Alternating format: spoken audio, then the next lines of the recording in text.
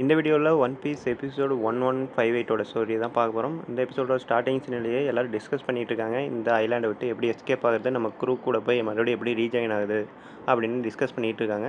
So இப்போ அதுக்கு முன்னாடி லூஃபிக்கு வந்து பசிக்க ஆரம்பிக்குது. எங்கேயாச்சும் போய் சீக்கிரமாக சாப்பிட்லாம் அப்படிங்கிற மாதிரி சொல்கிறாங்க. திடீர்னு பார்த்தா ஒரு சத்தம் வினோதமாக இருக்குது. எல்லாருமே ஷாக் ஆகிடுறாங்க.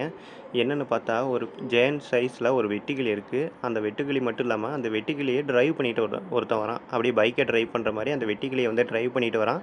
அது மேலே ஒரு ஜெயண்ட் வேறு உட்காந்துருக்கு. இதை பார்த்தோன்னே எல்லோரும் ஷாக் ஆகிடுறாங்க. லூஃபி வந்து ரொம்பவே எக்ஸைட்டட் ஆகிடலாம். எப்படிண்ணே இதில் எப்படின்னு வந்தீங்க அப்படிங்கிற மாதிரி கேட்குறான். அந்த மான்ஸ்டரை பார்த்துட்டு, டேய் யார்ரா நீங்கள் இங்கே என்னடா பண்ணுறீங்க அப்படிங்கிற மாதிரி அந்த ஜெயண்ட் வந்து கேட்குது இவங்கள. நாங்கள் வந்து தெரியாத்தனமாக இந்த ஐலாண்டில் வந்து மாட்டிக்கிட்டோம். நாங்கள் எங்கே இருக்கோம், என்ன பண்ணுறோம் அப்படிங்கிறது எங்களுக்கு சுத்தமாக தெரியல. இந்த ஐலாண்டை பற்றின இன்ஃபர்மேஷன் எதுவும் இருந்தால் சொல்லுங்கள் அப்படிங்கிற மாதிரி கேட்குறாங்க. அப்போ தான் சொல்கிறான், இந்த ஐலாண்டை உருவாக்குனது யாருன்னு பார்த்தீங்கன்னா சன்காடோட கிங்டம் தான் இது. இந்த கிங்டமில் சன்காட் வந்து பல காட்ஸை வந்து உருவாக்கியிருக்காங்க. அதுலேயும் குறிப்பாக சொல்லணுன்னா, அந்த ஒரு பூனை இருக்கும் தெரியுமா? அந்த பூனையும் ஒரு காட் தான். அதுக்கப்புறம் அந்த முள்ளமணி ஒன்று இருந்தது தெரியுமா? அதுவும் ஒரு காட் தான் அப்படின்னு எக்ஸ்பிளைன் பண்ணுறாங்க. இது எக்ஸ்பிளைன் பண்ணும்போது எல்லாருமே ஷாக் ஆகிடுறாங்க. ஆஹா, லூஃபியை உளராமல் பார்த்துக்கணும். ஏன்னா அந்த அனிமல்ஸ் எல்லாம் இவங்க வெளுத்து வாங்கியிருப்பாங்க. ஸோ காடையே அட்டாக் பண்ணியிருக்கேன்னு சொன்னால் இவங்க நம்மளை ஏதாச்சும் பண்ணிடுவாங்க அப்படின்ட்டு உஷாப் வந்து விவரமாக போய் என்ன பண்ணுறான், லூஃபியை வந்து கையை வச்சு அடைச்சிட்றான். எதுவும் பேச விடாமல். அந்த பூனையை அடிச்சிட்டோம் அப்படிங்கிற மாதிரிலாம் எதுவும் சொல்லாமல் இருக்கிறதுக்காக. சரின்ட்டு போகிறதுக்கு முன்னாடி அவன் என்ன சொல்கிறான்னா, இங்கே என்ன வேணால் பண்ணுங்கள், ஆனால் இந்த கோட்டையோட அந்த ஆப்போசிட் சைடில் மட்டும் போயிடாதீங்க. அங்கே போனவங்க யாரும் இதுவரையிலும் உயிரோடு வந்ததே இல்லை அப்படின்னு ஒரு வார்னிங்கையும் கொடுக்குறான். இதை கேட்டவுடனே நாமிக்கு தோணிடுச்சு, ஆகா இது சொன்னதுக்கப்புறம் லூஃபி வந்து கம்முன்னு இருக்க மாட்டான், அங்கே தானே போவான், இதை ஏன் சொன்னீங்க அப்படிங்கிற மாதிரி நாமி ஒரு லுக் விட்றான். நாமி சொன்னதுக்கு சொன்ன மாதிரியே லூஃபி என்ன பண்ணுறான்னா, இதை கேட்டவுடனே ரொம்பவே எக்ஸைட் ஆகிடலாம். நம்ம இங்கே உடனே போய் ஆகணுமே, அது மட்டும் இல்லாமல் சாப்பாடு இருக்குமே அப்படிங்கிற மாதிரி யோசிச்சுட்டு உடனே அங்கேருந்து வேகமாக ஓட பார்க்குறான். ஊசாவை பார்த்துட்டு, ஆஹா இவனை நிறுத்த முடியாது போலயே, அவன் வேலையை ஆரம்பிச்சிட்டான் அப்படின்ட்டு, உன்னை யாரப்பா இதெல்லாம் சொல்ல சொன்னா அப்படின்ட்டு லூஃபியை ஃபாலோ பண்ணிவிட்டு எல்லாருமே ஓட ஆரம்பிக்கிறாங்க. அடுத்து ஒரு பெரிய பிரச்சனையில மாட்டுறதுக்கு முன்னாடி உடனே லூஃபியை காப்பாற்றுவோம். அது மட்டும் இல்லாமல் அங்கே போயிட்டு யாருமே திரும்ப வரலைன்னு சொல்லும்போது அங்கே நமக்கு ஒருத்தியான ஆப்பனன்ட் இருப்பாங்க அப்படிங்கிற மாதிரி ஜோரோன்னு நினைக்கிறான். சாஞ்சு சொல்கிறான், நீயும் அவனை மாதிரி தானே நினைக்கிற, இவங்க 2 பேர்த்தையும் திருத்தவே முடியாது அப்படின்ட்டு லூஃபியை நிறுத்துறதுக்காக போகிறாங்க. லூஃபி அவங்க எதிர்பார்க்கறத விட ரொம்பவே வேகமாக ஓடுறான். ரொம்ப எக்ஸைட் ஆகி வேகமாக ஓடிட்டு இருக்கான். பின்னாடியே ஜோரோ, சாஞ்சி எல்லாருமே துரத்திட்டு வராங்க. லூஃபிக்கு தூரத்தில் ஏதோ ஒன்று தெரியுது. என்னென்னு பார்த்தா, இந்த லூஃபியோட காஸ்டியூம்லேயே யாரோ ஒருத்தன் ஆப்போசிட்டில் நிற்கிறான். அப்படியே லூஃபியோட டிட்டோ மாதிரியே இருக்குது. அப்புறம் தான் தெரியுது அது ஒரு மிரரு. லூஃபியை வேகமாக போய் மோதுறான். மோதினோடனே அந்த மிரர் உடஞ்சிருது. லூஃபி அப்படியே அங்கே மயக்கம் போட்டு விழுந்துடுறான். ஸோ இவங்களுக்கு இப்போ ஒரே ஷாக்கிங் என்னென்னா, இவங்க இருக்கிற ஐலாண்டு இப்போ பார்த்தா ஒரு டாய், ஒரு சின்ன பசங்க விளையாடுவாங்க தெரியுமா, அந்த ஒரு விளையாட்டு பொருள் மாதிரி இருக்குது.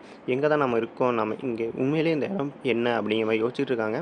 ஒரு வேளை நம்ம ஜாயின்ஸ் இருக்கிற ஒரு விளையாடுற ஒரு இடத்துக்குள்ளே இருக்கமா அப்படிங்கிற மாதிரி யோசிக்கிறாங்க. சரின்ட்டு இங்கே ஒரு ஸ்டீலான நிறைய கம்பி வலை மாதிரி இருக்குது. ஸோ அதை எப்படியாச்சும் உடச்சிட்டு வெளியே போகலாம் அப்படின்ட்டு ட்ரை பண்ணுறாங்க.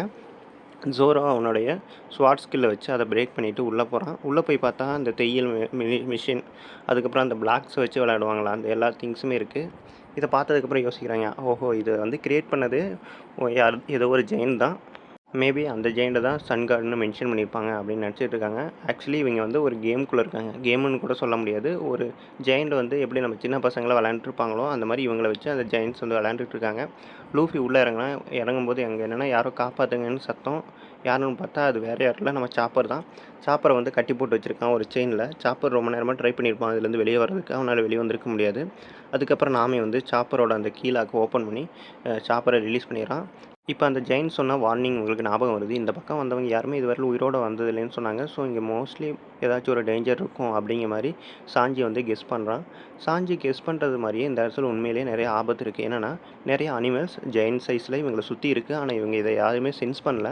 இவங்களை பார்க்கும்போது ஒரு சின்ன பொம்மை மாதிரி இருக்குது. அந்த அனிமல்ஸோட கம்பேர் பண்ணும்போது ஒரு திடீர்னு ஒரு ஸ்னேக் ஒன்று மான்ஸ்டர் சைஸில் அட்டாக் பண்ண வருது. இதை பார்த்தோன்னே எல்லாருமே பயந்துடுறாங்க. ஆனால் நம்ம லூஃபி வந்து என்ன பண்ணுறா, சரி இதை என்னென்னு ஒரு வழி பார்ப்போம் அப்படின்ட்டு உடனே வந்து கியர் 5க்கு மாறிடுறான். கீழே நிறையா எலிகள்லாம் இருக்குது. அந்த எலிகளும் ஜெயின் சைஸில் இருக்குது. நாமி அட்டாக் பண்ணுறதுக்காக வருது. ஸோ சாஞ்சி, ஜோரோ, லூஃபி எல்லாருமே ஃபைட்டில் இறங்கிடுறாங்க. லூஃபி கொஞ்சம் கூட யோசிக்காமல் கியர் 5க்கு உடனே ஷிஃப்ட் ஆகிடுறான். ஷிஃப்ட் ஆகி அங்கே இருக்கிற ஸ்னேக் கூட வந்து பேட்டில் பண்ணிகிட்டு இருக்கான். அவனோட ஹாக்கி எல்லாம் ரிலீஸ் ஆகிட்டு இருக்கு. இந்த ஃபைட்லேயும் ரொம்ப ஜாலியாக தான் பேட்டில் பண்ணிகிட்டு இருக்கான் லூஃபி. அப்படியே இந்த பக்கம் ஆப்போசிட்டில் பார்த்தா சாஞ்சி யூஸ்வலாகவே அடிப்பான்னு தெரியும். இங்கே வந்து நாமி அட்டாக் பண்ண போகுதுன்னா சும்மா இருப்பானா. ஸோ அதனால் அந்த ரேட்ஸ் எல்லாம் போட்டு அடி பொழந்துக்கிட்டு இருக்கான். லூஃபியும் அவனோட கியர் 5 அட்டாக்ஸ் எல்லாம் அந்த ஸ்னேக் கிட்ட யூஸ் பண்ணிகிட்டு இருக்கான். கைடோவை அடித்த அட்டாக்கு இந்த நார்மல் ஸ்னேக்லாம் அதை எப்படி தாங்கும். ஸோ அந்த பேட்டில் பண்ணிகிட்டு இருக்காங்க. அப்படி பேட்டில் பண்ணிகிட்டு இருக்கும்போது இதெல்லாம் கிரியேட் பண்ண அந்த ஓனர் வந்து இங்கே வரான். இவனை யாருமே பார்க்கல. இவன் வந்து ஓப்பன் பண்ணி பார்க்குறான். இடமே வந்து ரொம்ப நாசக்கேடாக இருக்குது. இதை பண்ணது யாருன்னா நம்ம லூஃபியும் அவங்க கேங்கும் தான்.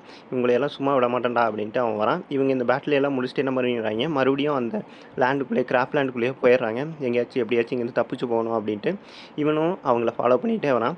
லூஃபி அங்கே உள்ளே ஓடிட்டு இருக்கும்போது என்ன ஆகுதுன்னா, வழியில் அந்த கேட்டை வந்து மீட் பண்ணுறாங்க. கேட் மறுபடியும் பேட்டில் பண்ணலான்னு வரும்போது லூஃபி ஒரே ஒரு பஞ்ச் தான் பண்ணுறான். அதுக்கப்புறம் அந்த கேட் வந்து இவங்க கஸ்டடிக்கு வந்துடுது. அந்த கேட்டை யூஸ் பண்ணி அங்கேருந்து எஸ்கேப் ஆகலாம் அப்படின்ட்டு ட்ரை பண்ணுறாங்க. அந்த கேட் மேலே ஏறி தான் ட்ராவல் பண்ணிகிட்டு இருக்காங்க. ஸோ மொத்த இந்த கோட்டையையும் இந்த கிங்டமையும் உருவாக்குனது யாருன்னா, அந்த மாஸ்க் போட்டிருந்த அந்த உருவம் தான். அது யாருன்னு இதுவரையில ரிவீல் பண்ணவே இல்லை.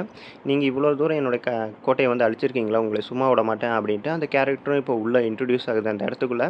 ஸோ இது யாருன்னு தெரியல. மோஸ்ட்லி ஒரு ஜெயண்டாக தான் இருக்கும். இவனை தான் வந்து சன் கார்டுன்னு மென்ஷன் பண்ணியிருப்பாங்க. ஆனால் நம்ம எல்லாத்துக்குமே தெரியும் உண்மையான சன் கார்டு யாருன்னா நம்ம லூஃபி தான்ட்டு. இதுக்கப்புறம் என்ன நடக்குது அப்படிங்கிறத நெக்ஸ்ட் எபிசோடில் தான் காட்டுவாங்க.